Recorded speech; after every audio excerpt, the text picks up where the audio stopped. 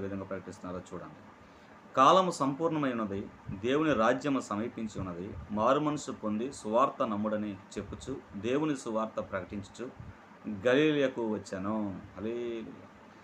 యేసుప్రభు వారు బాప్తిసము పొందుకున్న తర్వాత పరిశుద్ధాత్మ చేత ఆయన అరణ్యంలో నడపబడి మరి సాతాను చేత శోధింపబడిన తర్వాత సాతాను ఆయన విడిచి వెళ్ళిపోయాడు. వెళ్ళిపోయిన తర్వాత దేవదూతలు యేసుప్రభుకి పరిచర్య చేయడం మొదలెట్టాయి. అప్పుడు యోహాను ఆ కాలంలో చెరపట్టబడ్డాడు. అప్పుడు యేసుప్రభు వారు సువార్త ప్రకటించడం మొదలైంది.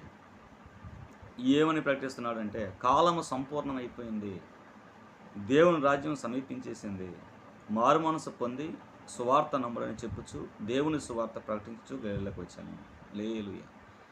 మొట్టమొదటిగా ఆయన చెప్తున్న మాట, కాలం సంపూర్ణమైపోయింది. కాలం అనేది సంపూర్ణమైంది కనుక మీరు దేవుని